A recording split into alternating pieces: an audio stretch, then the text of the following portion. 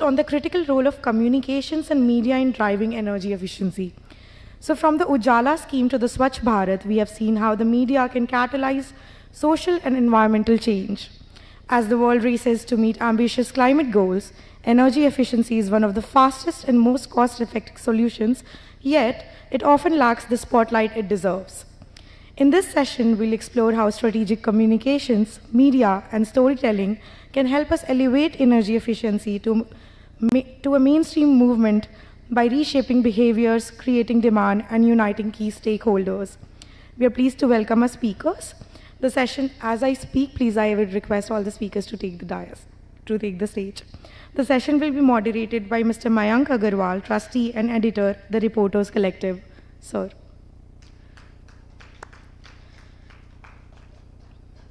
Next, we have Mr. Amitabh Sinha, deputy editor, The Indian Express.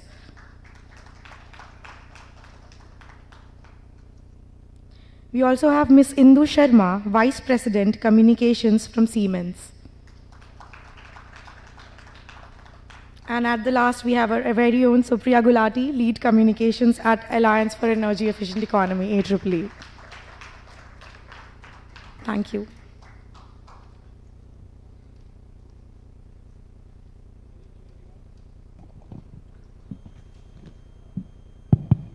Good evening, everyone. I think the last session of the day, and no pressure at all on me to end it on a good note.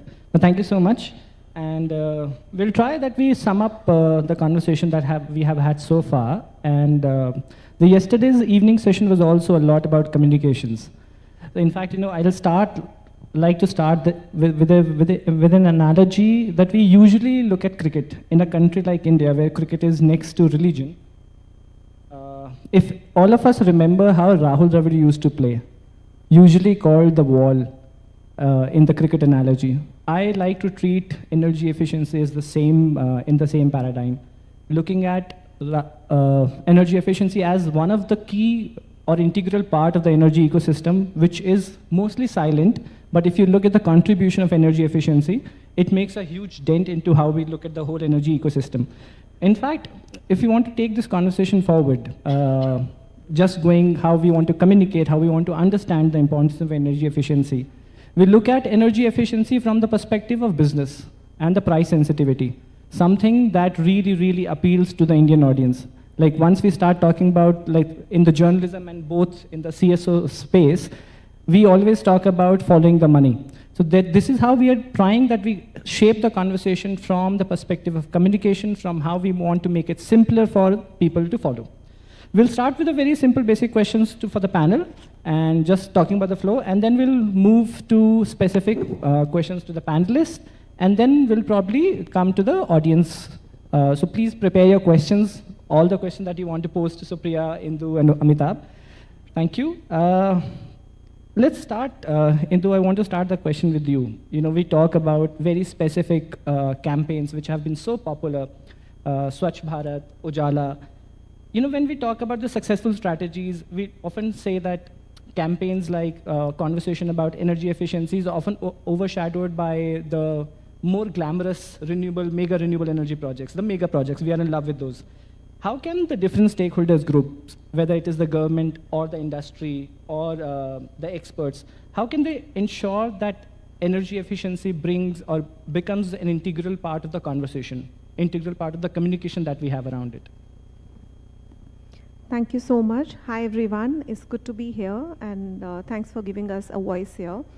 What I would say to start with is that, first of all, we need to look at energy efficiency as a business discussion and not as an academic discussion. That should be the starting point for any campaign, and that only differentiates the attitude that we take towards it.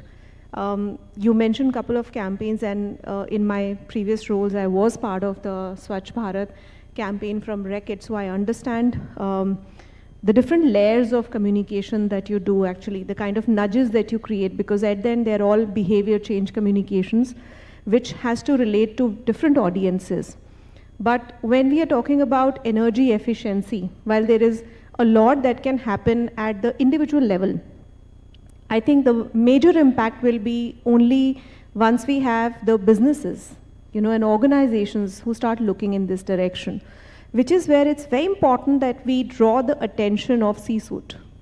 We draw the attentions of the CEOs, the decision makers who actually have a vision, but might not really know, what is really that is there in store. And in the previous discussion also, when I was hearing, everybody was talking about the monies, investments, and all of that. So it's first the change of mindset that, energy efficiency is an investment and not an expense. If you get that right in your messaging, then you will be able to draw the attention, because CEOs have a vision. You just need to tell them what exactly will happen. And the organization that I represent currently, Siemens, I would say digitalization and the technology allows you to do that, because you're able to see a roadmap of how it's going to impact your business in the next few years' time, and not just today. So it's not just a campaign, not just a narrative, but it's a business case. And it should be seen like that. So make a business case. Absolutely. Penny saved is penny earned. Absolutely, because that's when you draw the attention of people, right? Money is important. Absolutely, follow the money. Okay, Supriya, just wanted to pose the same question to you. How effectively it can be brought to the center stage? Because we often see that the energy space, energy conversation is mostly hogged by renewables or energy security, energy independence. How do we ensure that energy efficiency becomes a central part of the conversation, a critical, vital part? I think that's a very important question, and I would like to say that it's time that we understand that efficiency is not one segregated or a different component. It touches our lives each and every day. Who is going to take action here? We're communicating to humans, and we need to touch their lives. So if efficiency is connected to us on everyday basis in everything that we do, we need to start connecting efficiency with the larger sustainable development goals and talk to people which connect to them. Thank you, Supriya. Amitabh, I want to come to you because in your avatar as a journalist, I'm sure you have touched upon energy efficiency in a lot of subjects, in a lot of stories. So whether we talk about industry, whether we talk about green buildings, power sector, we had the whole successful LED mission. Again, I have the same thing where we keep talking about the mega projects, whether it is the thermal power projects, the mining expansion, the coal expansion, or 60,000 megawatt renewable park. How do you ensure that this conversation is found in journalism terms? How can you make it sexier for the audience to read and connect with? So energy efficiency does get a lot of coverage. It's not that it doesn't, but yes, so there is one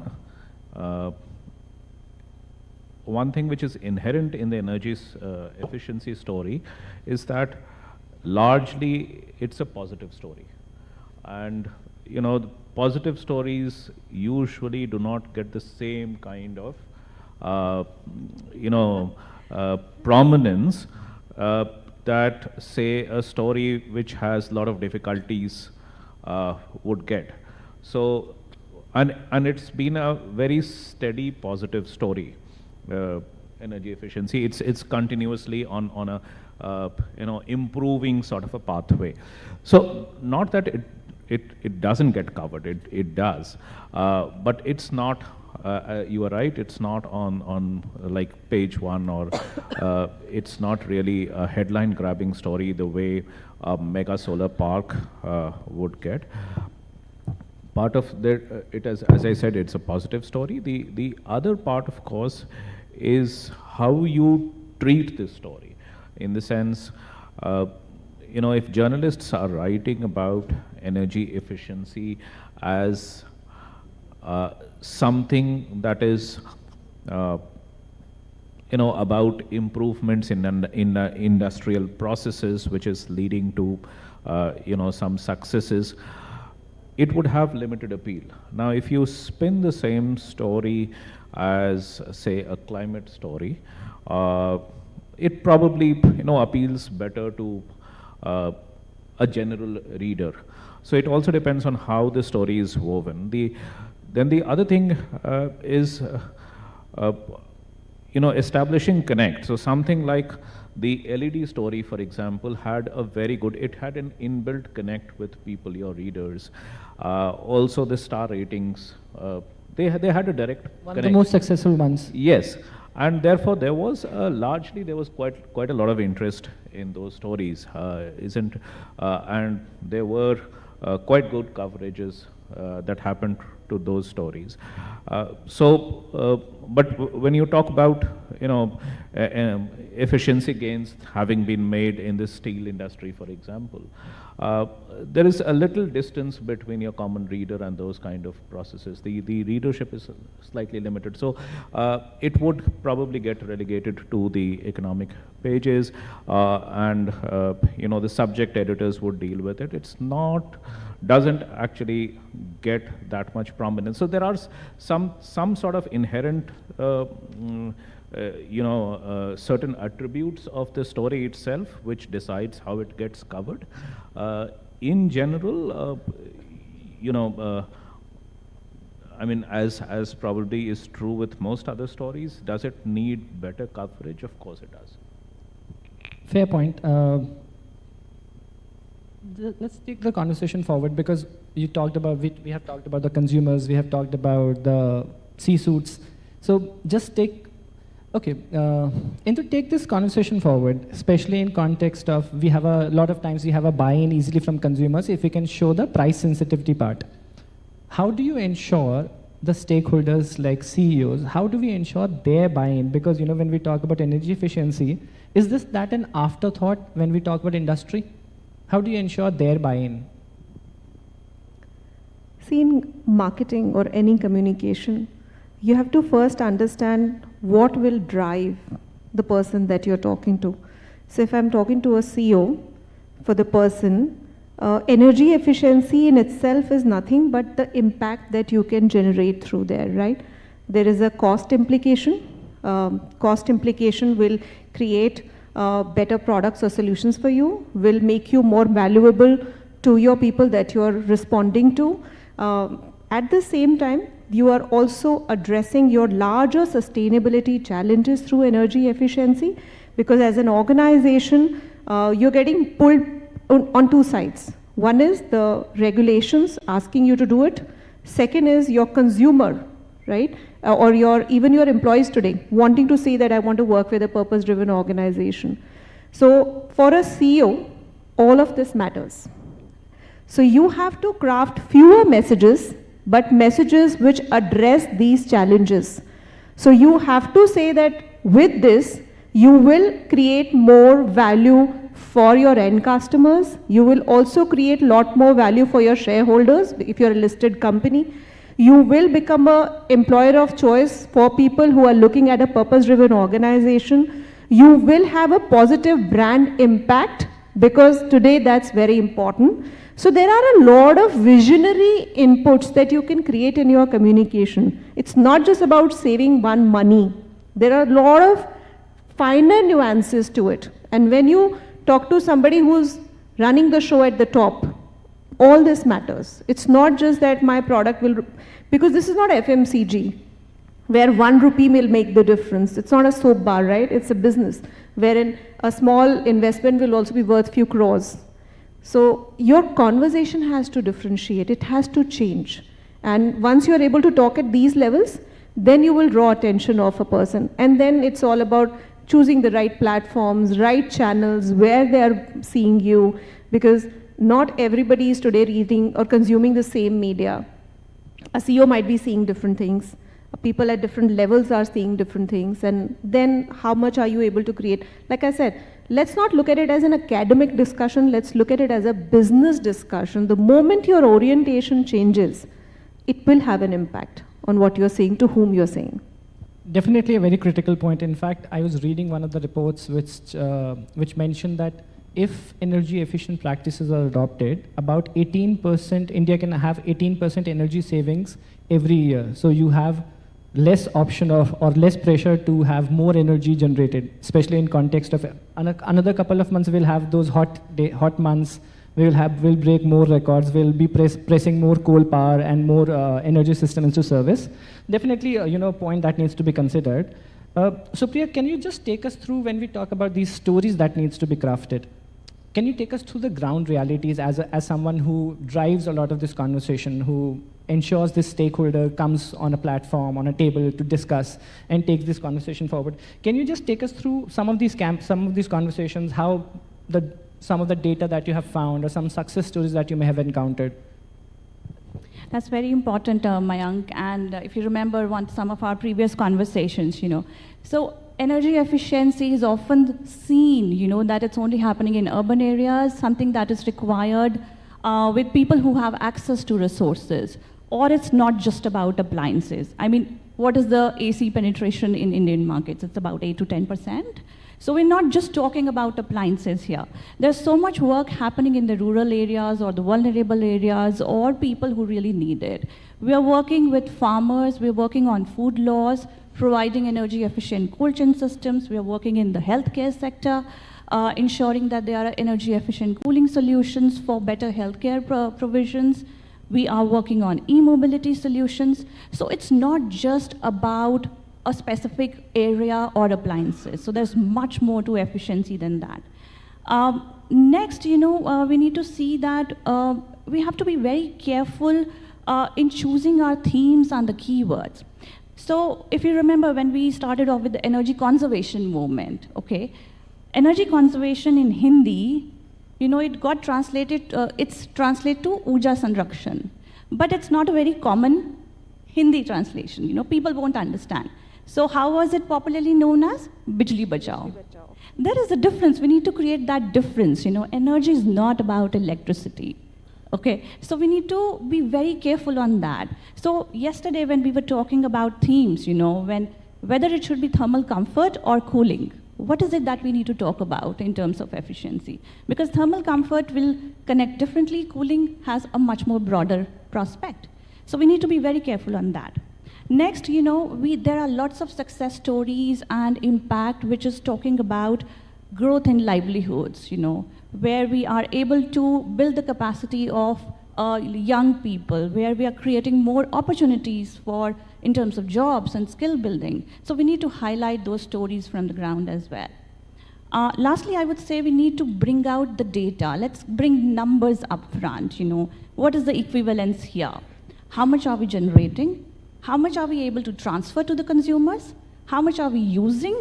And then, how much is going to be our need in future, along with our desires. And if we are offsetting something from one area of our life, where is it going and helping in the other one? So there are lots of beautiful stories that we can create around that on shared growth from energy efficiency.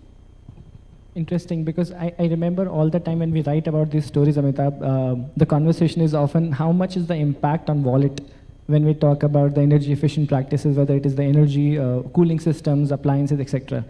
Just want to take that, sometimes is oversimplification also a problem? Because when we say Bijli Bachao, a lot of people is like, I don't care about Bijli Bachao. ठीक है मेरा जो है. So how, is, in your experience, all three of you, in your experience, have you seen oversimplification also posing a problem sometimes? Is that a case? Okay, I'll take it. I'm supposed to write about things which are considered slightly difficult and technical, in the sense that I write about science, I write about climate, I write about the science of climate, and not all those things everyone is easily familiar with. My job then as a communicator, as a journalist, is to be able to make it easily understandable to everyone. That's the whole point. Otherwise, there's no point writing. Now, there is this balance between simplification, how much do you simplify, and whether you lose the essence of the story in trying to simplify. That's a very difficult balance that one has to maintain throughout. The balance between simplification and maintaining accuracy. Now that's something that a person like me encounters on a daily basis, especially when I'm writing about science stuff, right? So if whatever I write, if a scientist is reading it, they can always point out, they can always spot a few inaccuracies there. And when a general reader is reading it, they would say it still has some very technical, this is not something that I follow. So it's a difficult line, and and the whole part of I mean, as we gain in experience as journalists over the years, as we report, we should be able to gain in expertise in how to deal with these subjects. Now, simplification is essential. Oversimplification is a problem, and there is no strict boundary between the two. So you have to tread that. So I think it'll happen, and every story will present its own different kinds of challenges, and every journalist or any other communicator, and if you are doing it on video, if you are trying to explain stuff on YouTube, for example, I'm sure everyone does face, and people have different ways of dealing with it, knowing also the kind of audience that you are catering to. For someone like me who's catering to a general news audience would deal the same subject very differently from someone who is, writing biotechnology for a biotechnology magazine. That would be very different way of writing. So we deal with those. I mean, it's a question that's there, and everyone, it depends on journalist to journalist. It depends on story to story how to deal with that question. In fact, that is very helpful, because when we talk about energy efficiency and all the missions practices, the role of communicators become very important.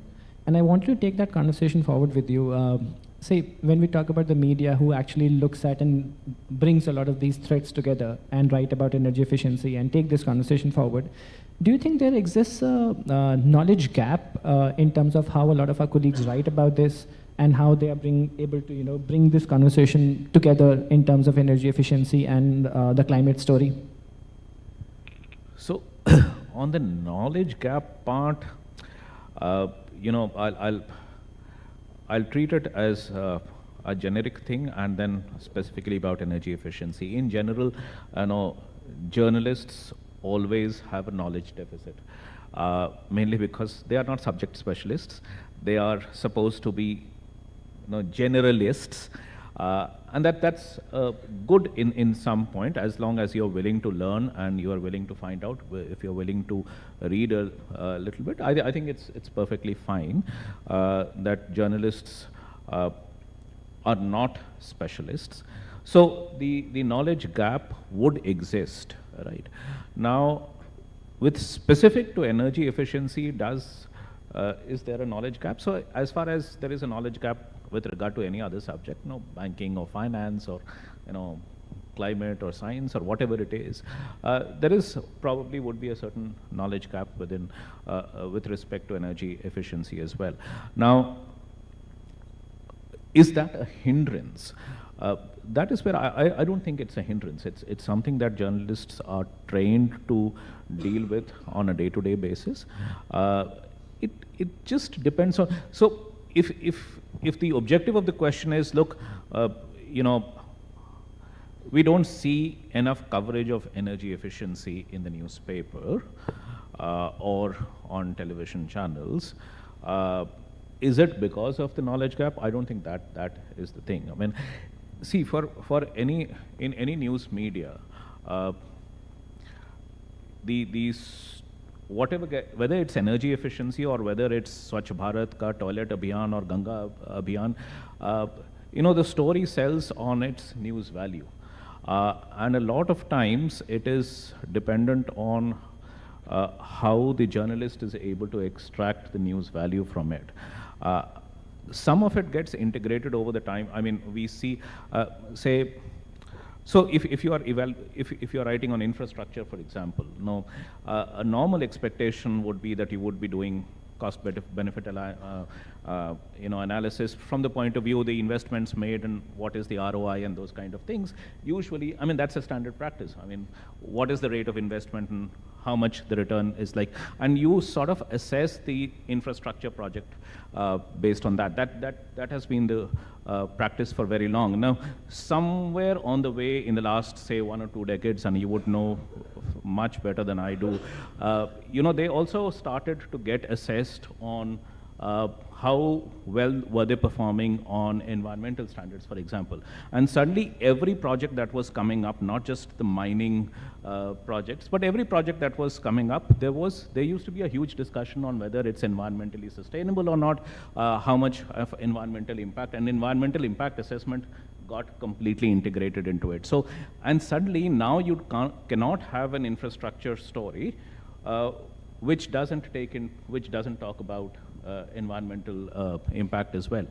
I think over a period of time that hasn't actually happened now, but maybe we would see that kind of thing as well, and we should. So we have so much of infrastructure projects, for example, going on across the country. Now you have the Central Vista project. Now it's still seen as an infrastructure project. Nobody is looking at, oh, is it from the energy efficiency standpoint, is it the best that is being done?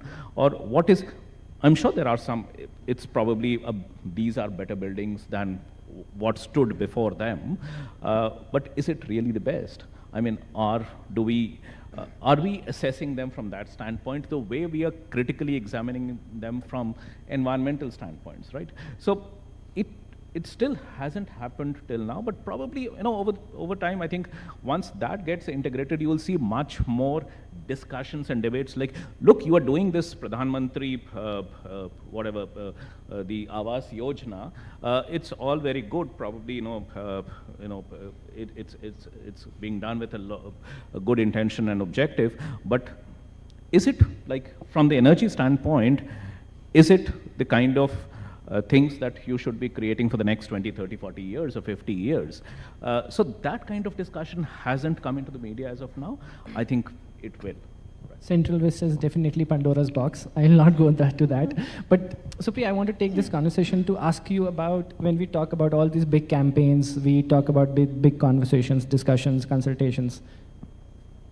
In your perspective or in your experience, what are some of the biggest myths when we talk about energy efficiency practices or conversations? What are some of the biggest myths that you would like to just, straight away chuck and bust? Very important question, Mayank.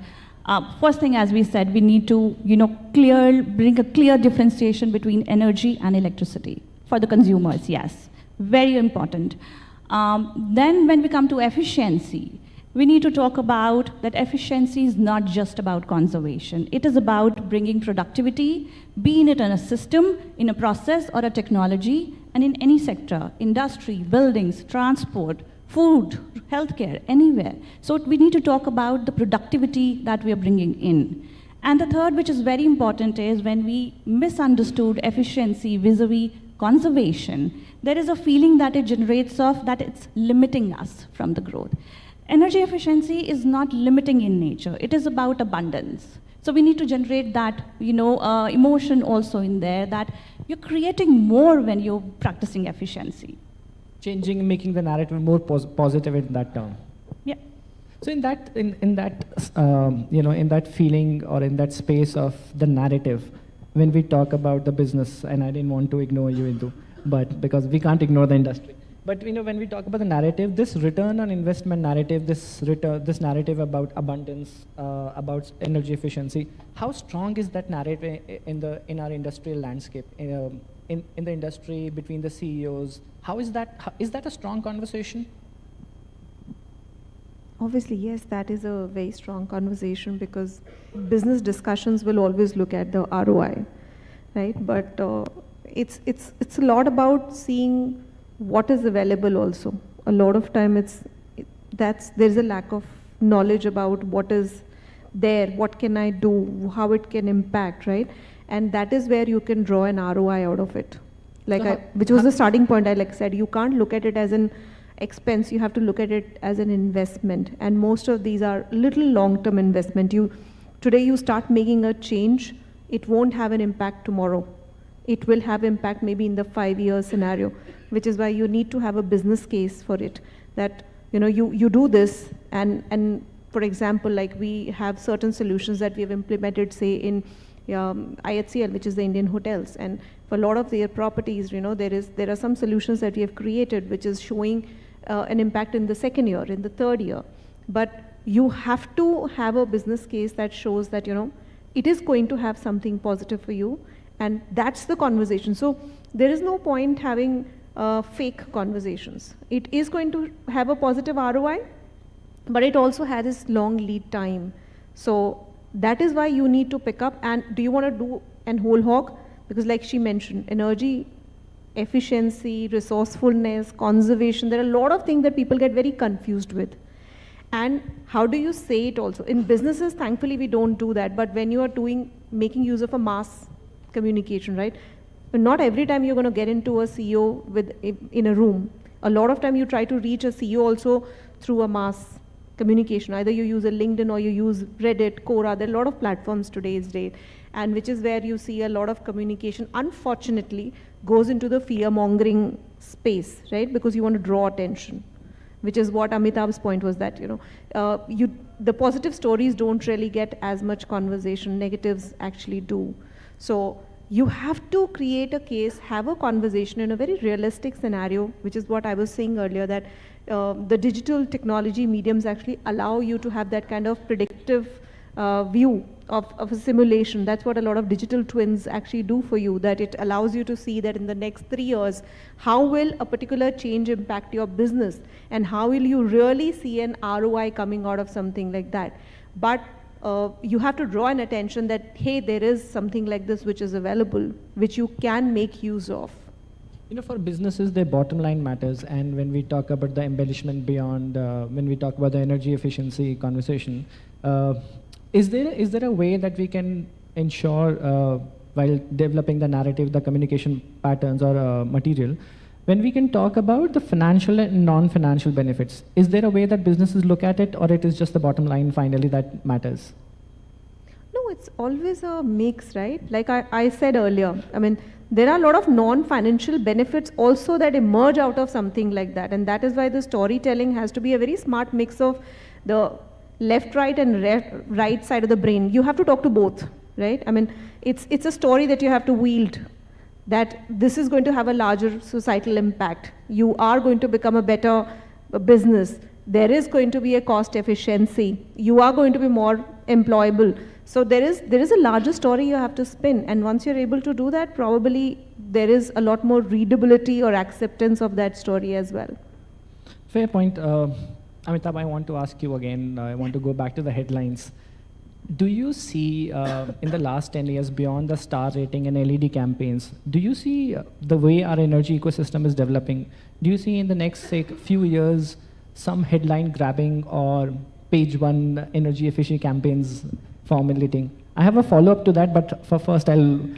Okay, I think rather than energy stories or any other story making it to the page one, I think the whole page one or the headline kind of grabbing culture itself probably is withering away with the advent of an online space wherein we are moving. See, the whole point was traditionally you like to see it in the newspaper, big headlines, preferably on page one itself, but even otherwise. Now, online space has democratized a lot of these things. So every story is probably the same. Yes, you have priorities. You still have a home page, but it's a dynamic page.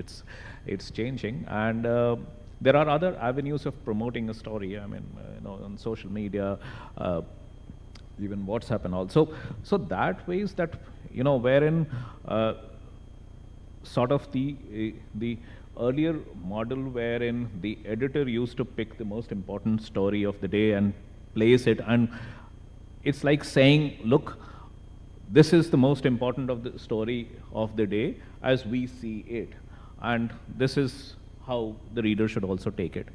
Now that's slowly, all of us are aware that slowly is changing.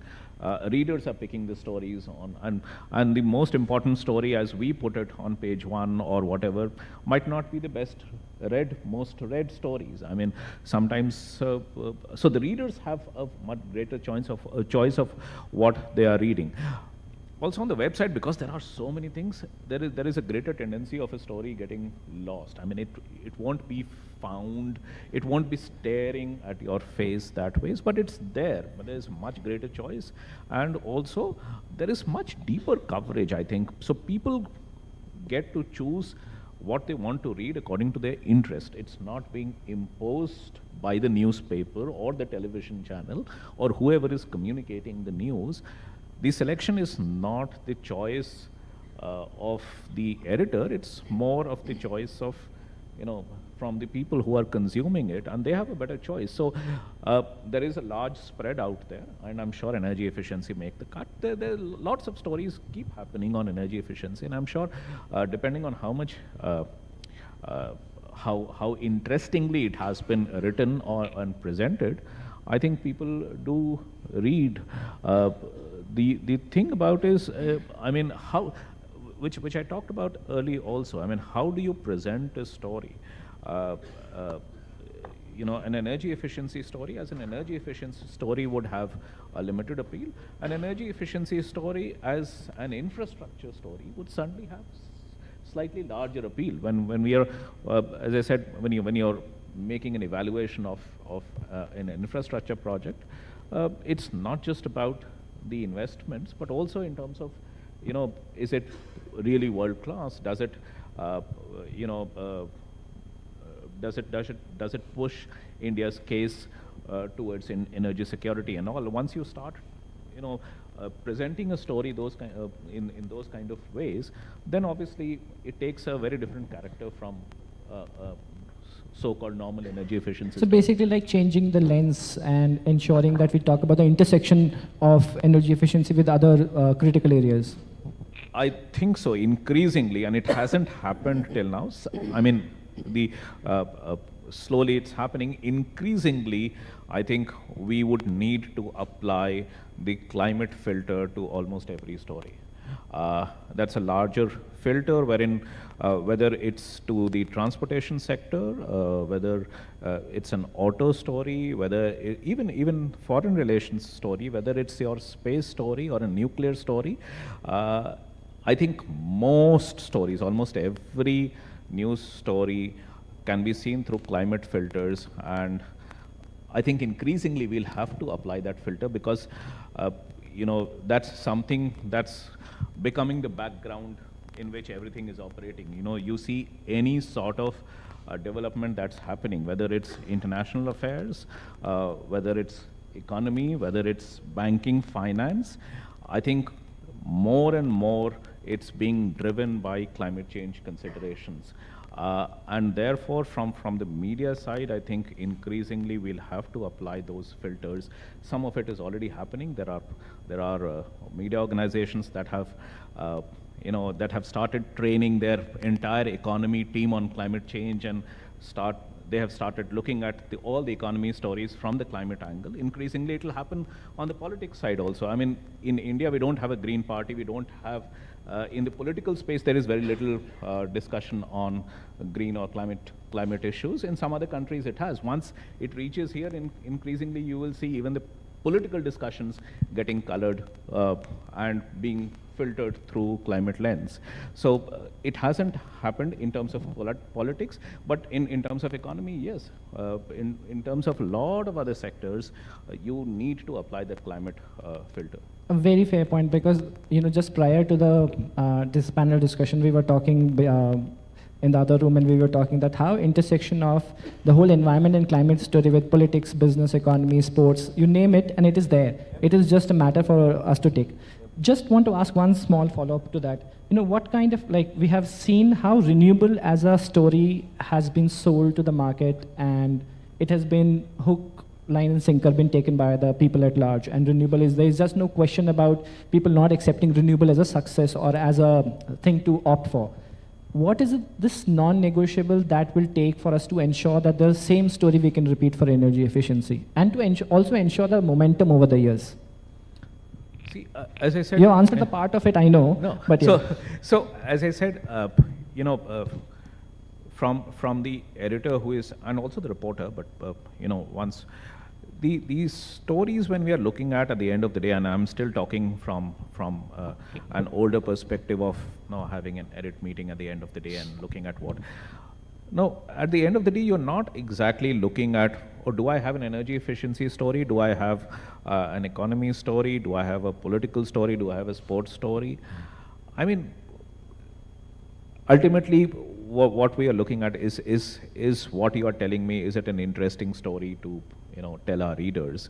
Whether it's, I mean, we frequently put, say, these sports stories on page one because there is a connect, there is an interest. Some small town has produced a very potential sports star. It's something that's readable. So you are not exactly looking at that as a sports story. Also, there's a lot that is happening. There's so much of churning that has happened in the last 30 years, and we're still going through that churning. It's also very difficult. We have, as media organizations, it's very difficult. We have not been able to capture the kind of change that is happening. So there are lots of things that are falling into the gaps that, traditionally you've had these kind of media organizations used to have beats. They still have beats wherein, there's a political correspondent, there is this. As you said, there is a lot of intersection that's happening. And unfortunately, we have not had time to, change or train ourselves to be looking at this kind of, interdisciplinary sort of things. Somebody who's looking at Congress is reporting, has been reporting in Congress for a very long time, is a Congress specialist, but not exactly trained to, is not looking beyond his beat. And it happens very often. I think the younger reporters, and maybe it's already happening in the journalism schools, and all the younger reporters would have to have a much broader vision of how things are working. And all this churning which is happening in the country, to make sense of what is happening, you can't be looking through like just one part. There's a lot of intersectional development that is happening, and I think we have not been able to capture that. There is one huge gap that exists. We are struggling to be able to capture what is happening in India.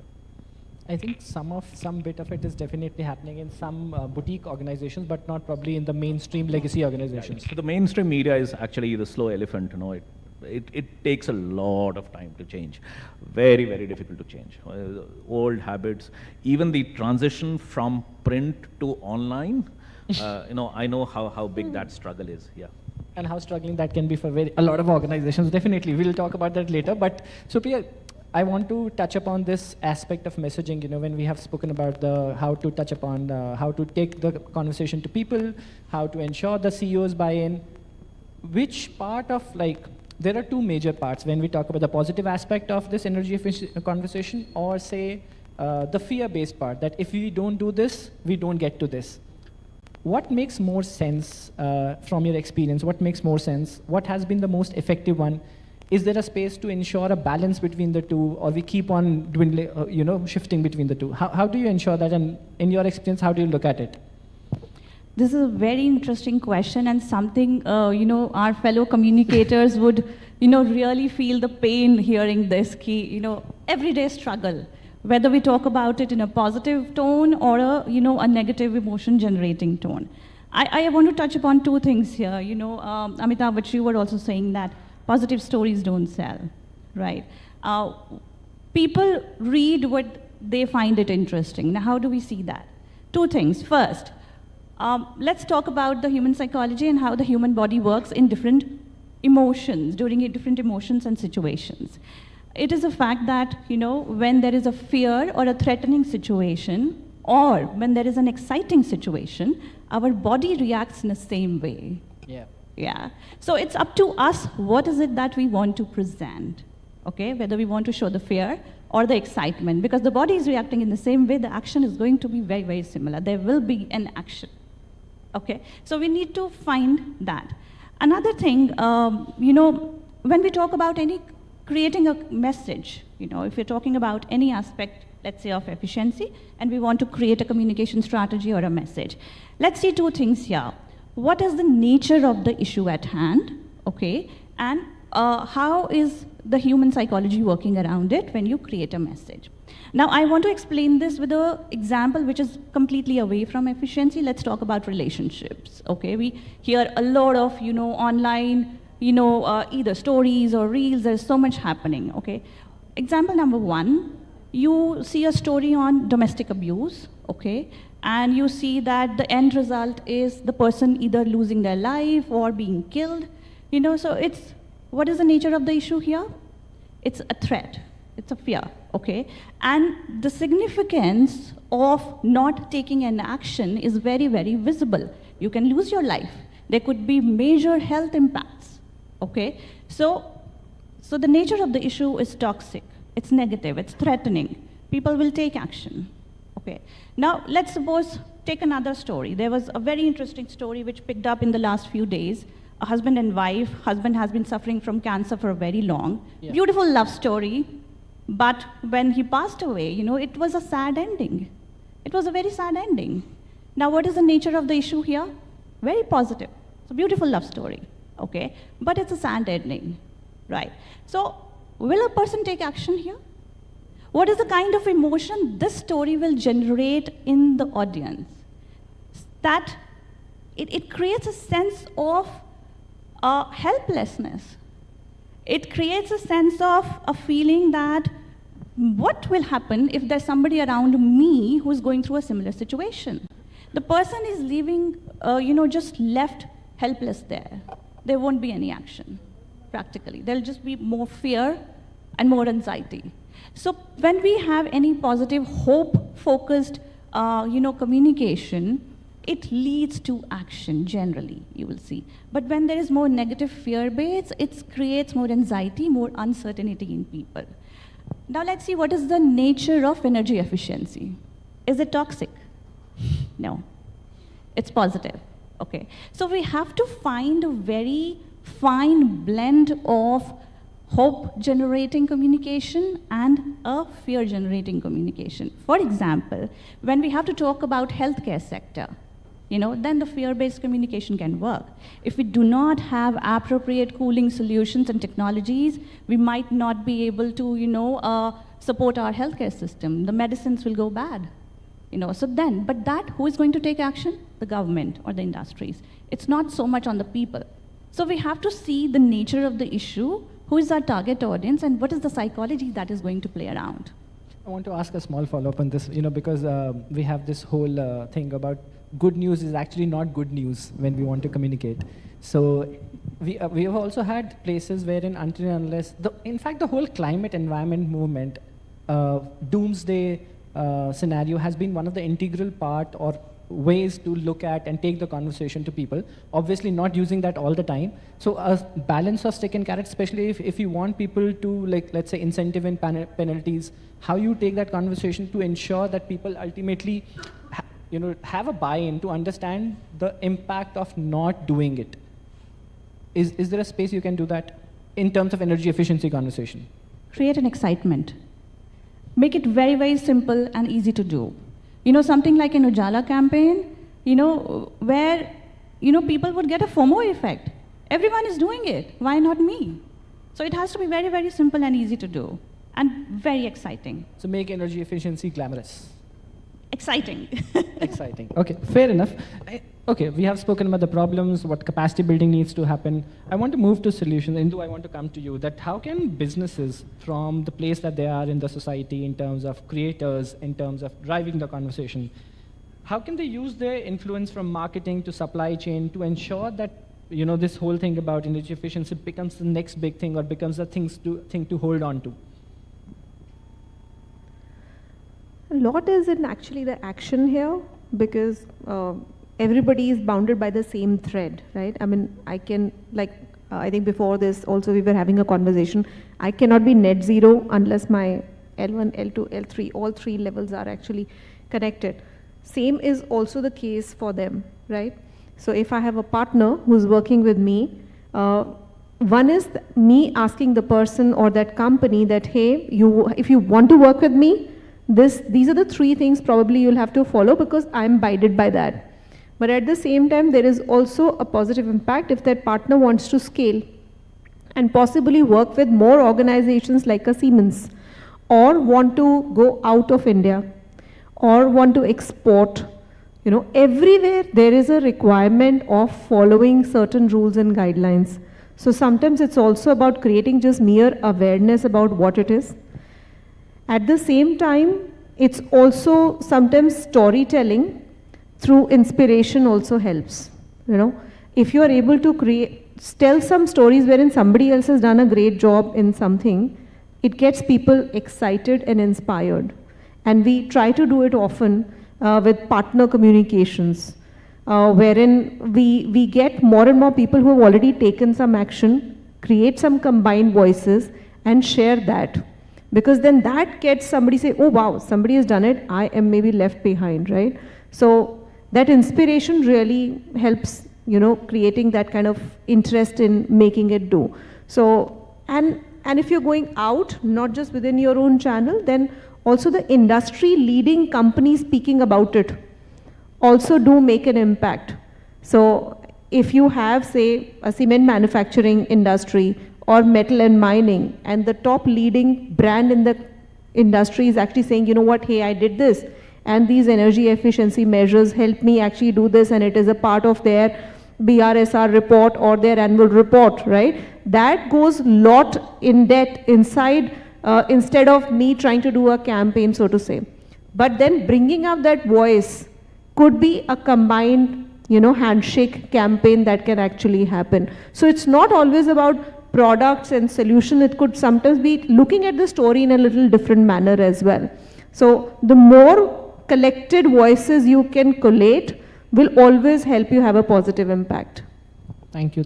I've got my instructions, so we'll move quickly. Okay. Before I come to audience for their questions, I'll ask them to prepare the questions, but I have a couple of quick questions before that. You know, India as a country loves big mega projects and missions. We love those big names, acronyms. Do you think that there's a space to design and invest in a large-scale energy efficiency mission or practice? We already have a mission, but make it a kind of project and something for people to follow. In fact, you know, one of the conversation I had with you know, one of the experts at AEEE was how can we combine a lot of incentives that the government is already offering in terms of energy efficient fans, appliances, with homes, Ujjwala, and we have a program of, you know, urban housing, urban housing. So can we combine all these missions and make it a larger energy efficient campaign? Definitely we can, but you know, how I would like to answer this is, you remember we had the UN Decade of Education for Sustainable Development from 2005 to 2014. It garnered so much interest from the government, from the CSR to bring in funds for education on sustainability. I think it's high time we need a decade or at least half a decade on education on efficiency. Something big, which will get a lot of interest. Indu?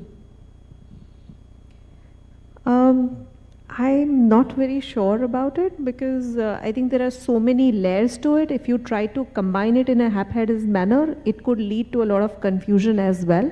So unless the tenets of that campaign are very well defined, not as much. So if you're looking at one central campaign only talking about energy efficiency with everything put together, you will have to pick up a few and work with them, because you can't have an assembly of 20 things as the pillars. You will have to then choose 5, and whatever you let go has to be a conscious call as well. So let's say envisage an energy efficient green home running on renewable energy, having energy efficient appliances. Is that some way to combine a few of these schemes? See, there are a lot of ways of looking at it. Like even if you really look at it outside of India, then the conversation usually is a prosumer conversation. There, they always talk about, you know, you are a consumer, but what if you produce and you use as well? Then you can give back to the grid also. Then, because it's a very evolved market, the awareness about all the other parts have already happened. We are not like that.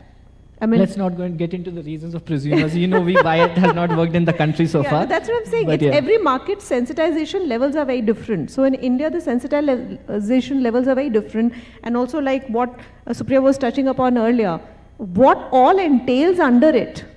First, somebody needs to see that, and what you can combine should be combined, but it should not be a rushed affair to bring everything together under one umbrella. Might kill a lot of important things in that as well.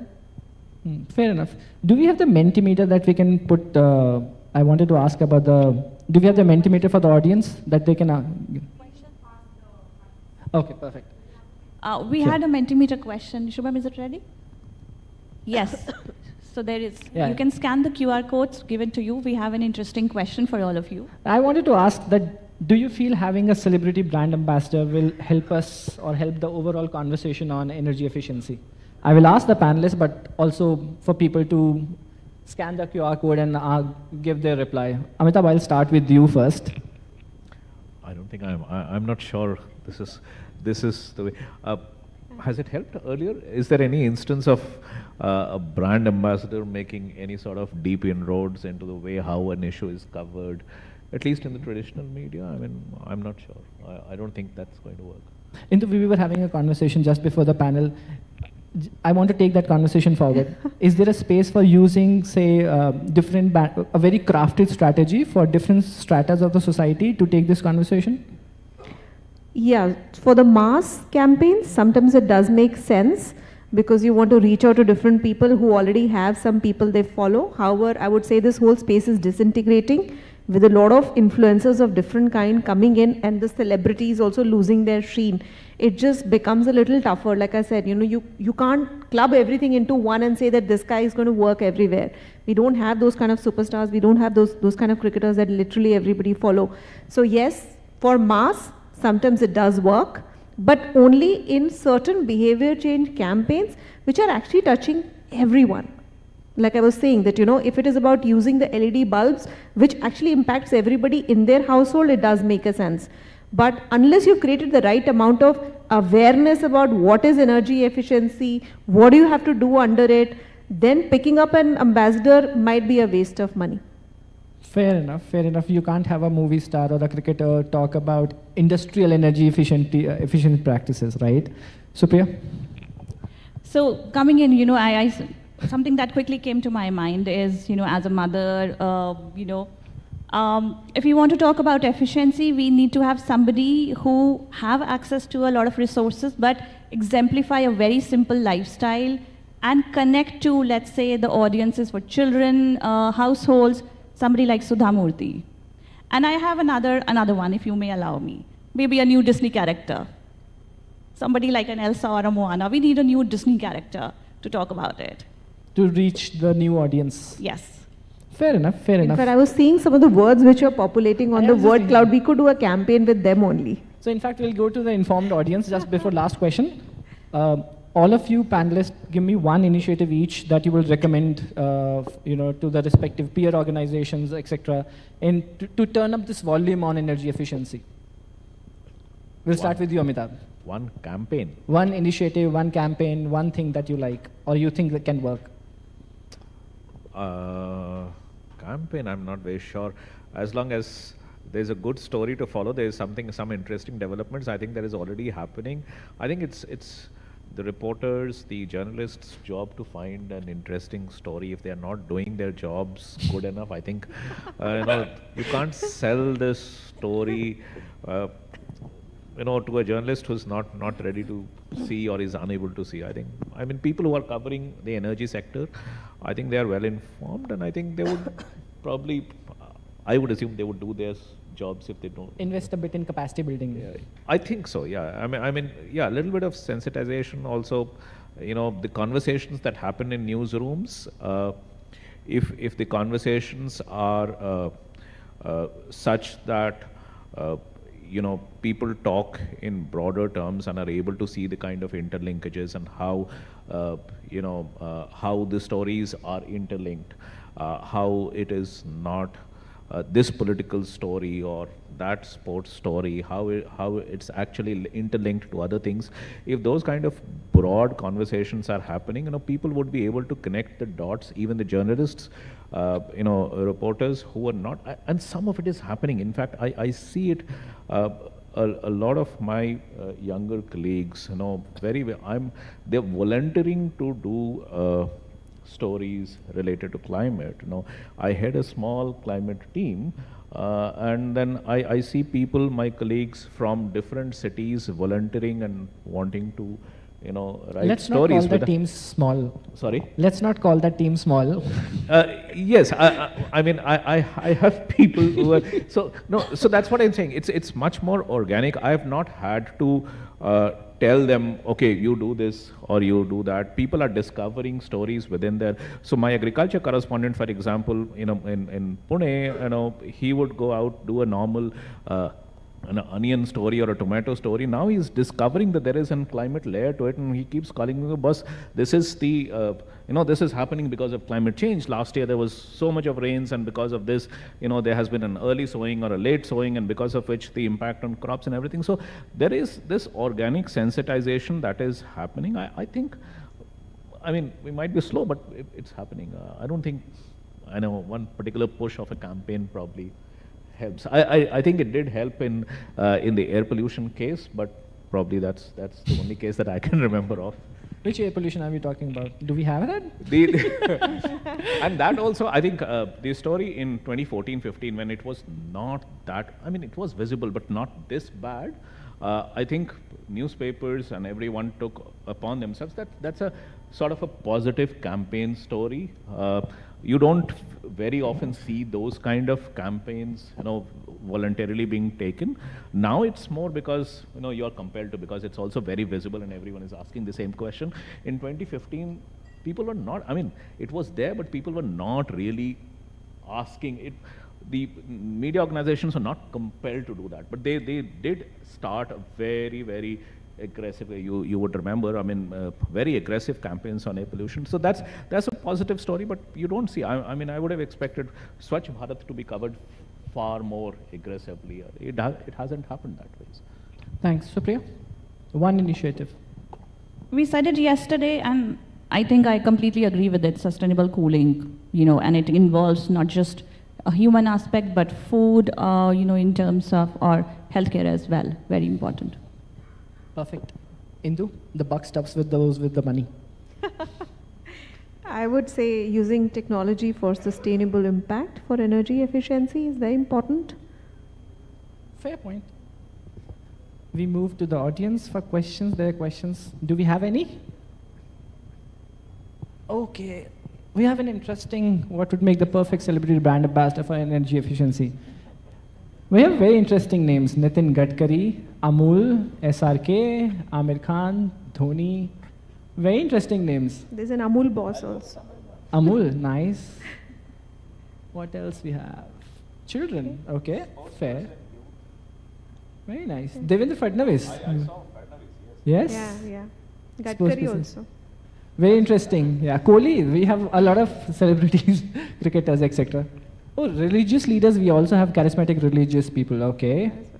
Okay. Interesting mix of people we have. So let's take it to the informed audience now.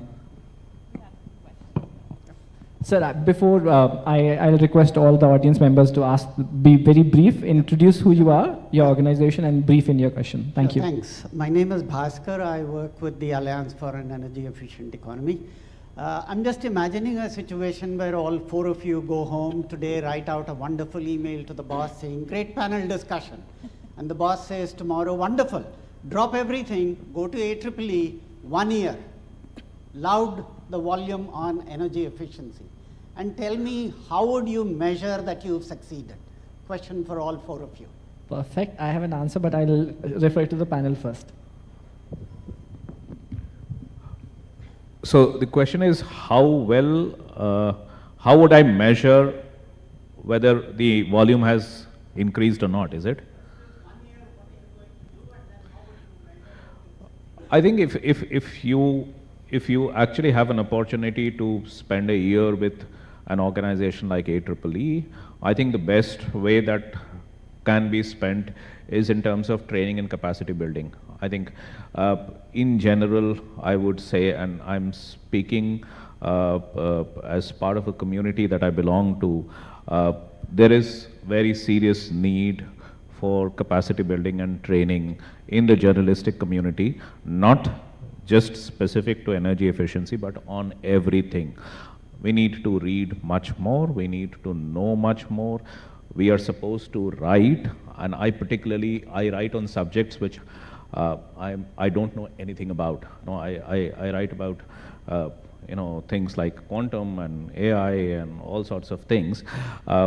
So as much capacity building as is possible, and AEEE would be a very good organization to do that kind of thing. I would say 1 year is a good investment time in terms of capacity building. Thanks, Amitabh. Supriya? Well, I am in AEEE, so so how I see is that how many organizations that I'm going to bring in together to talk about energy efficiency, and in what different ways, and through these organizations, how much are we going to reach out to government, industry, and consumers as well. We need to get a measurement metrics definitely in place. Break the silos, make a consortium. We need to make together a framework also for measuring the communications that we are doing. Perfect. Indu? Building on what already been spoken, I would say knowledge management is pretty important, and knowledge management I'll again go back to at the C-suite level, is extremely critical. So how many organizations comes under the fold and have a conversation and lead to an action as well is going to be very important, and that's what a lot of leading organizations have to do. That it's starting from the consulting and saying, this is what is available in the market, what are the steps that can be taken, even if you don't come back to me, say for a Siemens solution, you go back somewhere else. But it's for me to make you nudge and say that, hey, there is an action that needs to be taken. So that knowledge management aspect with the right audience is going to be very, very critical. And obviously it will have an impact on action. Thanks. And my 2 cents, sir, is in addition to the capacity building, which I think is a huge issue, I will ensure that the conversation, like a strategy is crafted wherein we are touching on different parts of the society, say a farming community, a rural community, metropolitan community, industrial section experts. We have to ensure a strategy is crafted which is touching upon different aspects. Like for example, in the farming community, we can talk about the energy efficient cold chains. In the metropolitan areas, we can talk about energy efficient appliances and transport, public transport. So I will work on that. That is my 2 cents. Please, sir. Yeah, very interesting discussion. My name is Ashish Jindal and I represent Sustainable Energy for All. So it's a UN organization, works on SDG 7 globally. So basically, I bring my thought and experience around working with ESL and Ujala program, and why it got succeeded, because one of the reason was it was like blessed by Honorable Prime Minister, and then we have seen other programs also like PM Suryaghar and all. So would like to pick your thought, because when we are talking about turning up the volume, we are talking about decibels, right? We're talking about how the equipments like amplifier and all are going to connect and make a sound.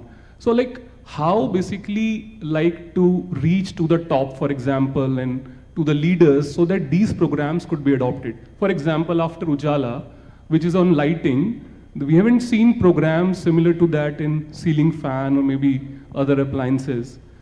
And there is a need to do that, considering there's a lot of, you can say, issues around it. So what exactly in terms of communication leads to those leaders so that they adopt those programs, and there's a discussion around it. Yeah, thanks. Supriya, you want to take that? I see Brian in front of me, and I have a very simple, straightforward answer. Brian, we have the pledge on doubling energy efficiency, cooling. Why not a pledge on 5 times 10x education on efficiency? Perfect. Do we have more questions from the audience? Okay, sir. And this is the last question. If there's any other question, we'll club the 2. Okay, we have one. Okay, we'll take these 2 questions and then we'll close the panel.